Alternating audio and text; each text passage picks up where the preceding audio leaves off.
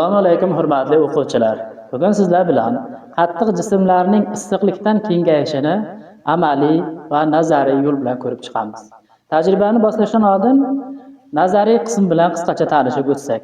Qattiq jismlarning issiqlikdan kengayishi bu harorat ko'tarilganda o'lchamlarining ortish jarayoni hisoblanadi. Bu hodisa jism tarkibidagi atom va molekulalarning issiqlik harakati ya'ni tebranma harakati natijasida bir-biridan uzoqlashishi bilan tushuntiriladi.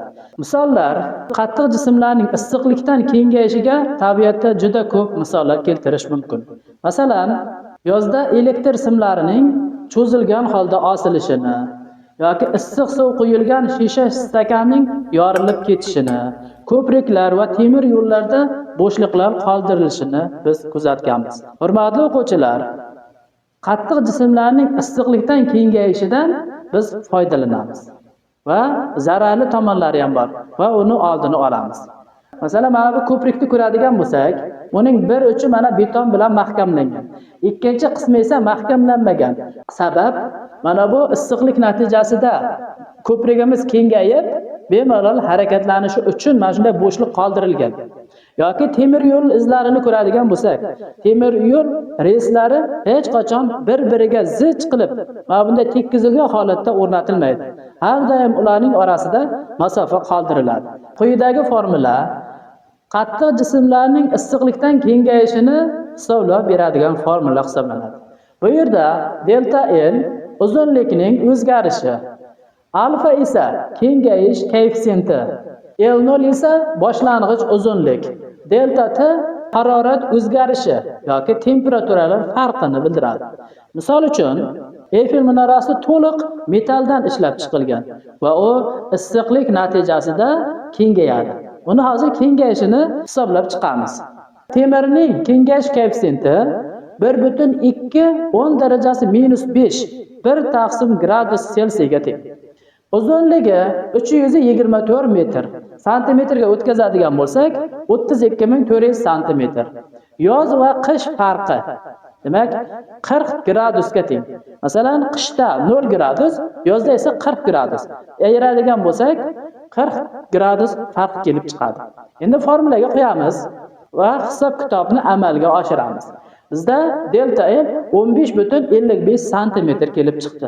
Hurmatli o'quvchilar, endi biz issiqlikdan kengayish hodisasini animatsiya ko'rinishida ko'rib o'tsak, keyin tajribada o'tkazib ko'ramiz. Mana bu birinchi tajribamizda bu mis. Ikkinchisida esa ruh. Ikkalasini ham mana kengayish koeffitsiyentlari keltirib o'tilgan. Va formulalari ham yozilgan.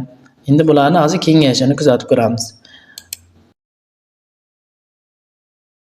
Mana bu yerga e'tibor qiladigan bo'lsak, mana bu yerga mana markaz o'zgaryapti. Chunki bu yerda mana kengayish amalga oshyapti. Ya'ni kengayishini ko'rsak bo'ladi. Mana bu yerda mana ortish orqali, mana bu ortishlar orqali biz kengayishni ko'ryapmiz. Bu mis, bunisi ruh. Endi mana ko'ryapmiz, o'tmayapti. Biz bunga hozir mana suyuqlikka botiradigan bo'lsak, bu soviydi va o'zining oldingi hajmiga qaytadi. Mana qizil chiziqqa qaytib keldi. Mana bemalol o'sha o'tib qaytyapti mana. Halqamiz o'tib qaytyapti. Buni qizdiradigan bo'lsak, mana bu yerdan ham ko'rsak bo'ladi kengayayotganini. Endi mana o'tkazadigan bo'lsak, mana o'tmay qoladi. Bu borgan sari mana sovib boryapti. Sovib bo'lgandan keyin bu o'zi yana avvalgi holatidek o'tib qaytaveradi. Bu tajribamiz hajm bo'yicha kengayishni tushuntirish uchun.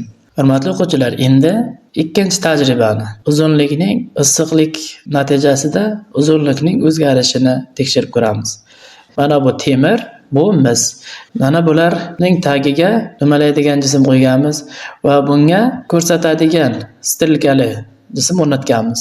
Mana bu issiqlikdan kengayganda buni dumalatadi, mana bu ko'rsatkichimiz ham o'zgarib boradi. Endi bularga hozir isitadigan bo'lsak, bular issiqlikdan uzayadi. Issiqlikdan uzayayotganda mana buni uzayish natijasida mana bu dumalatadi. Tepaga ko'tarilib, kengayayotganini yoki uzayotganligini ko'rsatadi. Buning formulasi mana bu issiqlikdan jismning uzayish formulasi hisoblanadi. Biz hozir issiqlik beradigan bo'lsak, mana bularni issiqlikdan kengayotganini ko'ryapmiz.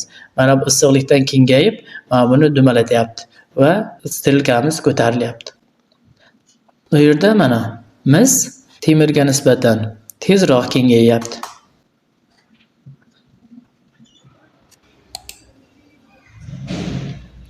Mana shunday qilib, hurmatli o'quvchilar, biz issiqlikdan hajm bo'yicha kengayishini va uzunlik bo'yicha kengayishini ko'rib o'tdik. Hurmatli o'quvchilar, endi biz tajriba qismini amalga oshiramiz.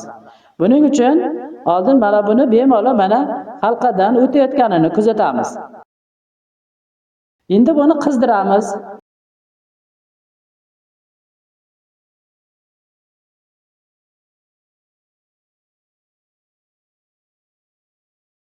Hurmatli o'quvchilar, mana biz biror muddat qizdirdik halqamizni. Endi mana ko'ryapmiz. Endi sig'may qoldi halqaga. Buning sababi o'sha molekulalarining tebranishi kuchayib, ularning orasida masofa ortib, endi sig'may qoldi.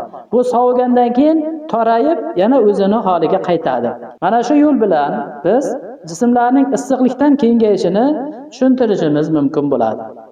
Barcha qattiq jismlar, suyuqliklar, gazlar, bular issiqlik natijasida kengayadi. Qattiq jismlar suyuqliklarga nisbatan kamroq kengayadi.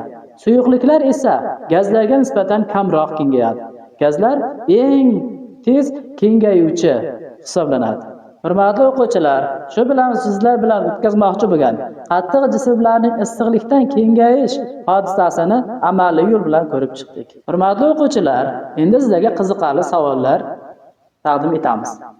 Birinchi savolimiz: agar temir yo'l relslari orasidagi bo'shliq qoldirilmasa, yozda nima sodir bo'lishi mumkin? Ikkinchi savol: agar Eyfel minorasini po'latdan emas, balki alyuminiydan qurishni rejalashtirsangiz, kengayish qanchaga farq qiladi? Uchinchi savol: issiqlikdan kengayishning dazmolga qanday aloqasi bor? Hurmatli o'quvchilar, xulosa qilib aytadigan bo'lsak, qattiq jismlarning issiqlikdan kengayishi barcha qattiq jismlarning tabiiy xususiyati hisoblanadi. Bu muammo emas, balki imkoniyatdir. Uni to'g'ri hisobga olib, qurilish va texnika sohasida foydalanish mumkin. Kengayishni hisobga olmaslik katta falokatlarga olib kelishi mumkin. Hurmatli o'quvchilar, biz mana shu taqdimotni tayyorlashda, mana shu tajribani o'tkazishda quyidagi adabiyotlardan foydalandik. Bu adabiyotlarda bundan ham qiziqarli bo'lgan tajribalar, amaliy mashg'ulotlar keltirib o'tilgan. Sizlarga ham tavsiya qilamiz.